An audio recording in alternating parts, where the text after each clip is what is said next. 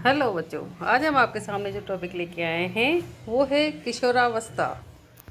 यह अवस्था 13 से 18 वर्ष तक मानी गई है। कब से मानी गई है? 13 से 18 वर्ष का जो बच्चा है वो किशोरावस्था का कहलाता है।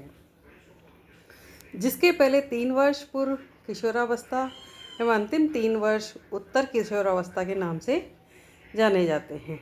पहले के 3 वर्ष कितने? पूर्व किशोरावस्था 13 से लेके, और अंतिम के 3 वर्ष उत्तर किशोरावस्था के नाम से जाने जाते हैं। किशोरावस्था को चमकते हुए प्रकाश का काल, जीवन का बसंत काल कहा जाता है। क्या कहा जाता है? किशोरावस्था को चमकते हुए प्रकाश का काल, जीवन का बसंत काल कहा जाता है। मतलब इसमें व्यक्ति तरह तरह की कल्पनाएं करता है, उन्हें साथ शेयर करने की कोशिश करता है, अपने दोस्त बनाता है, दोस्त के लिए जान देने को तैयार रहता है, और विपरीत लिंग के प्रति उसमें आकर्षण का भाव होता है। अच्छा सजना संवरना सीख जाता है, ढंग से रहने की कोशिश करता है, अच्छा दिखना चाहता है ना। इसलिए किशोरावस्था को चमकते हुए प्रकाश का काल या जीवन का बसंत काल कहा जाता है। किलपेट्री ने इस अवस्था को जीवन का सबसे कठिन काल माना है। किलपेट्री ने क्या कहा है? इस अवस्था को जीवन का सबसे कठिन काल माना है। किशोरावस्था को टीन एज या एज ऑफ ब्यूटी भी कहा जाता है। किलपेट्री ने तो क्या कहा है कि इसको जीवन का सबसे कठिन काल, क्योंकि इस समय वो समाज के और स्वयं के विचारों के बीच में एक द्वंद्व की स्थिति में होता है, इसलिए उसे कहा गया है कि ये सबसे कठिन काल है ना। लेकिन किशोरावस्था को और भी क्या कहते हैं कि इसको teen age age of beauty भी कहा जाता है। रोस ने किशोरावस्था को शेषावस्था का पुनरावर्तन काल कहा है। रोस ने क्या कहा है कि शेषावस्था का पुनरावर्तन काल हम किशोरावस्था को कह सकते हैं। वैलेंटाइन महोदय कहते हैं कि वैलेंटाइन ने बताया है कि किशोरावस्था अपराध प्रवृत्ति का नाजुक समय है। इसमें यदि पेरेंट्स की या टीचर्स की या उसके आसपास के लोगों की थोड़ी सी भूमिका गलत हुई तो बालक अपराध प्रवृत्ति की ओर चला जाता है। इसलिए किशोरावस्था अपराध प्रवृत्ति का नाजुक समय है। किशोरावस्था को जीवन का स्वर्णिम काल एवं जीवन की सुखद और दुखद अवस्था भी कहा जाता है। क्या कहा जाता है? किशोरावस्था को जीवन का स्वर्णिम काल भी कहते हैं, क्योंकि वो अपने सपने साकार करने की कोशिश करता है। जीवन की सुखद और दुखद अवस्था भी, यानी कि अपने विचार और समाज के विचारों के बीच में तालमेल बिठाने की कोशिश करता है, जिसमें कभी वो दुखी होता है और कभी वो सुखी होता है। नोट: किशोरावस्था की सबसे बड़ी विशेषता परिवर्तन है। किशोरावस्था की सबसे बड़ी समस्या समायोजन है। समायोजन करने में उसको दिक्कत आती है, वो चाहता है कि परिवर्तन हो।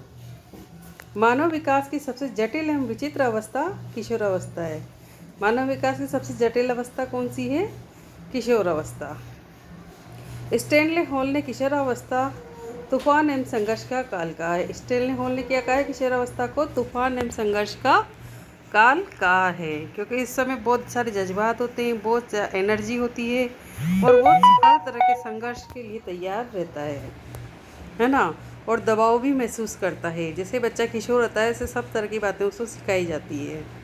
ठीक है, तो तूफान एवं संघर्ष का काल होता है। किशोरावस्था की विशेषताएं: शारीरिक परिवर्तन में तीव्रता, मानसिक शक्तियों का पूर्ण विकास, विभिन्न रुचियों का विकास, विद्रोह की प्रवृत्ति, काम भावना का विकास, अपराध प्रवृत्ति का विकास, धार्मिक चेतना, वीर पूजा की भावना का विकास, सांवेगिक अस्थिरता और व्यक्तिगत एवं घनिष्ठ मित्रता। क्या क्या विशेषताएं होती है कि किशोरावस्था की शारीरिक परिवर्तन में तीव्रता होती है, जल्दी जल्दी उसका शरीर बनने लगता है, एक वयस्क पुरुष की तरह बनने लगता है। मानसिक शक्तियों का पूर्ण विकास हो जाता है। व्यक्ति अपने दिमाग से हर एक चीज़ सोचने समझने की क्षमताएं लेने लग जाता है। समाज को जानने की कोशिश करता है, परिवार को जानने की कोशिश करता है, दोस्तों को, अपनी पढ़ाई को, अपने कैरियर को, हर एक चीज़ को सोचना शुरू कर देता है। विभिन्न रुचियों का विकास, इसी दौरान उसमें जो रुचियाँ होती है वो वर्कर सामने आती है। विद्रोह की प्रवृत्ति आ जाती है, वो हर चीज़ नए ढंग से देखना चाहता है, इसलिए उसमें विद्रोह की प्रवृत्ति आ जाती है। काम भावना का विकास होता है, क्योंकि उसकी इंद्रियां प्रबल हो जाती है, तो उसमें काम भावना का विकास होने लगता है। अपराध प्रवृत्ति का विकास, जब उसकी इच्छा पूरी नहीं होती तो वो अपराध प्रवृत्ति की ओर रास्ता भटक जाए ऐसी भी संभावनाएं रहती है। धार्मिक चेतना की ओर हो जाता है। वीर पूजा की भावना का विकास होता है। सामयिक अस्थिरता होती है, कभी बहुत क्रोध आता है, कभी शांत रहता है, कभी घृणा होती है किसी चीज़ की, तो इस सामयिक अस्थिरता की स्थिति भी इसमें बनी रहती है। व्यक्तिगत एवं घनिष्ठ मित्रता, घनिष्ठ दोस्तों से बहुत अच्छी उसकी मित्रता रहती है और व्यक्तिगत रूप से वो उनसे अच्छी तरह से जुड़ा हुआ रहता है। ठीक है। किशोरावस्था में विकास का स्वरूप, पहला है शारीरिक विकास। इस उम्र में हार्मोन्स का प्रभाव बढ़ जाता है, जिससे जननेंद्रियों का आकार बढ़कर प्रजनन क्षमता विकसित हो जाती है। इसमें क्या हार्मोन्स चेंज हो जाते हैं, हार्मोन्स का प्रभाव बढ़ जाएगा, जिसमें जननेंद्रियों का आकार बढ़ जाएगा और प्रजनन क्षमता विकसित हो जाएगी। लड़कियों में मासिक धर्म, लड़कों में स्वप्न दोष स्वाभाविक हो जाते हैं। लड़कियां क्या होती हैं, लड़कियों में मासिक धर्म आने लग जाता है और लड़कों में स्वप्न दोष की स्थितियाँ हो जाती है। शरीर के विभिन्न भागों पर रोमों की अधिकता हो जाती है। किशोरों के कंधे चौड़े, भौहें विकसित, पसीना अधिक आता है। किशोर लड़कों के क्या होता है कि कंधे चौड़े होते हैं, है ना, उसकी भौहें विकसित हो जाती है, पसीना अधिक आता है। लड़कों की आवाज़ कर्कश व लड़कियों की सुरीली हो जाती है। लड़कों की आवाज़ कैसी हो जाती है किशोरावस्था में, एकदम कर्कश आवाज़ हो जाती है, और लड़कियां जो बोलती रहती है बचपन से, वो किशोरावस्था में आते आते उनकी आवाज़ में सुर आ जाता है, सुरीली हो जाती है। इस अवस्था में लड़कियों में अस्थिकरण की प्रक्रिया तेज हो जाती है। किसमें, लड़कियों में जो अस्थिकरण की प्रक्रिया है, उसका जो बोन है उसकी प्रक्रिया तेज हो जाती है। 12 से 16 वर्ष तक लड़कियां लड़कों को पीछे छोड़ देती है। कि 12 से 16 वर्ष तक की स्थिति में क्या होती है, लड़कियां लड़कों को पीछे छोड़ देती है एवं अपने लंबाई की पूर्णता को प्राप्त कर लेती है। लड़कियां 16 वर्ष तक जितनी लंबी हो सकती हैं उतनी लंबी हो जाती हैं। 16 वर्ष बाद लड़कियों का विकास धीमा और लड़कों का तेज होता है। लड़कियों का 16 वर्ष तक विकास होता है, उसके बाद रुक जाता है, और लड़कों का विकास तेज होने लगता है, जो लड़कों में 18 वर्ष के बाद तक जारी रहता है। लड़कों में कब तक होता है कि 18 वर्ष के बाद तक भी उनमें विकास होता रहता है। ये तो था शारीरिक विकास। अब है मानसिक विकास। किशोरावस्था में किसी वस्तु या विषय के प्रति ध्यान केंद्रित करने की क्षमता अधिक हो जाती है। कंसंट्रेशन पावर बढ़ जाता है। वह अमूर्त चिंतन कर सकता है। बाल्यावस्था की चंचलता कम हो जाती है। इस अवस्था में कल्पना शक्ति विकसित हो जाती है और कल्पना शक्ति के आधार पर ही वह अन्य शक्तियों का विकास करता है ना। ध्यान केंद्रित क्षमता बढ़ जाती है, कल्पना शक्ति विकसित हो जाती है और उसके आधार पर अन्य शक्तियाँ उसमें विकसित होती है। काम संबंधी दिवा स्वप्न किशोर दिखने लगता है ना। जब उस काम संबंधी उसमें प्रवृत्ति आने लगती है तो वो किशोर देखने लगता है। तर्क और शक्ति के विकास के कारण किशोर तार्किक आधार पर ही किसी बात को स्वीकार करता है। किशोर बालक आसानी से कोई बात को नहीं मानता है, बल्कि जब तक तार्किक ढंग से उस पर सत्य प्रमाणित नहीं हो जाए तभी उसको स्वीकार करता है। किशोरों की विभिन्न प्रकार की रुचियाँ स्थिर हो जाती है। ठीक है। तीसरी बात, सामयिक विकास। इस अवस्था में किशोर न तो बालक होता है और न वयस्क। इस कारण वह द्वंद्व से घिरा रहता है ना। न तो पूरी तरह जवान होता है और न ही वो बच्चा रह जाता है, वो बीच की अवस्था है। किशोर अवस्था में यौन भावना तूफानी वेग से प्रकट होती है, जिसके कारण किशोर का व्यवहार जटिल हो जाता है। मनोवैज्ञानिक दृष्टि से किशोर में आत्मचेतना, विद्रोह, विपरीत लिंग के प्रति रुचि और आदर्शवाद देखने को मिलता है। वह विपरीत लिंग के प्रति आकर्षित होती है, उसमें आदर्शवाद पनपने लगता है ना। और मनोवैज्ञानिक दृष्टि उसकी चेंज हो जाती है। इस अवस्था में किशोर अपने संवेगों को उचित अभिव्यक्ति देने का प्रयास करते हैं, है ना। अपने आप को बिल्कुल सही बताने का वो प्रयास करते हैं। अनुकूल परिस्थितियों में वो उत्साहित होते हैं, किंतु प्रतिकूल परिस्थितियाँ उनमें निराशा का संचार करती है ना। अनुकूल हुई परिस्थितियाँ तो बहुत उत्साह हो जाएगा, और प्रतिकूल हुई तो निराशा से घिर जाएंगे। कई विशेष कार्य, परीक्षा, प्रेम संबंध में असफल होने पर वे घर से भाग जाते हैं। यदि कोई विशेष कार्य हुआ या परीक्षा में असफल हुए या प्रेम संबंध में असफल हुए तो क्या करते हैं, घर से भाग उठते हैं और अधिक तनाव की स्थिति में आत्महत्या कर लेते हैं।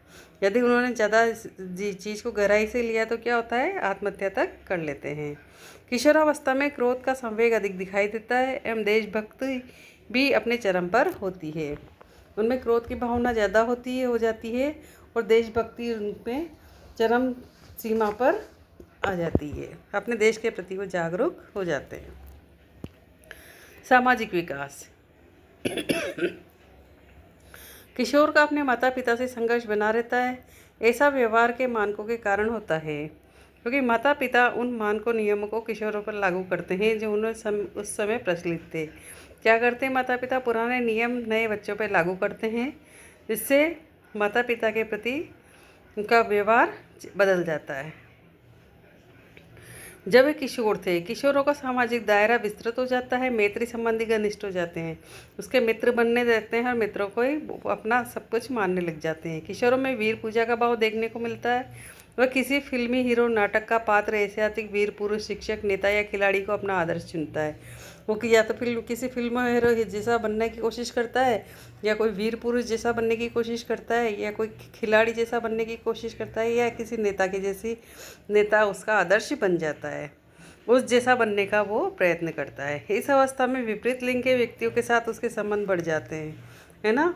उसके विपरीत लिंग के प्रति, यदि लड़की है तो लड़कों के प्रति संबंध बनेंगे, और लड़कियां हैं तो लड़कों के प्रति बनेंगे, और लड़के हैं तो लड़कियों के प्रति बनेंगे। ठीक है, जिसे लेकर अक्सर माता पिता से झगड़ा कर बैठते हैं। इस अवस्था में लड़के रैलियों, चुनाव, कक्षा में हुड़दंग एवं दुस्साहसिक कार्यों में लड़कियों का ध्यान अपनी ओर आकर्षित करने का प्रयास करती हैं, जबकि लड़कियां सृजनात्मक कार्यों को पसंद करती है, इसे उद्दंडता मानती है और इस उम्र में वह परिपक्व व्यवहार को पसंद करती है। लड़कियां क्या चाहती हैं कि उनके साथ समझदारी से पेश आए, ढंग से रहे, अच्छा व्यवहार करें और ये हुड़दंग और दुस्साहसिक कार्य ना करें। ठीक है, किशोरावस्था में शिक्षा का स्वरूप। छात्र से मित्रवत व्यवहार करना चाहिए। आत्म प्रदर्शन की भावना के शोधन के लिए पाठ्य सहगामी क्रियाओं की उचित व्यवस्था करनी चाहिए। किशोर के शिक्षक का क्या दायित्व है कि अपने स्टूडेंट से फ्रेंड जैसा व्यवहार करे, उसे अपना मित्र बनाए।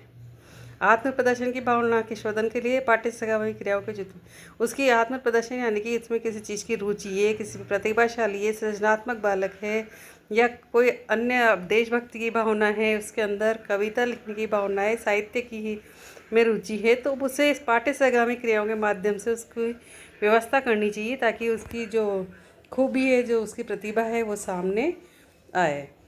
संघर्ष, प्रेम, भय, द्वेष आदि का देश प्रेम, समाज सेवा, अन्याय के विरुद्ध मार्गांतरीकरण करना चाहिए। उसके अंदर जो संघर्ष करने की जो क्षमता आ जाती है, प्रेम और भय, द्वेष आदि को किस दिशा में मोड़ देना चाहिए? देश प्रेम, समाज सेवा और अन्याय के विरुद्ध मार्ग बताकर उसकी ओर मोड़ देना चाहिए। काम प्रवृत्ति का मार्गांतरीकरण उन्हें सृजनात्मक कार्यों की ओर मोड़कर किया जा सकता है। यदि बच्चे में काम प्रवृत्ति ज़्यादा है तो उसका ध्यान किधर जाओ? सृजनात्मक कार्य की ओर मोड़ सकते हैं। व्यावसायिक शिक्षा की व्यवस्था करनी चाहिए। बालक अपने करियर के बारे में सोचता है तो उसमें कि किस तरह से वो अर्निंग कर सकता है, आर्थिक रूप से सक्षम हो सकता है, इसकी व्यवस्था करनी चाहिए, उसे बताना चाहिए।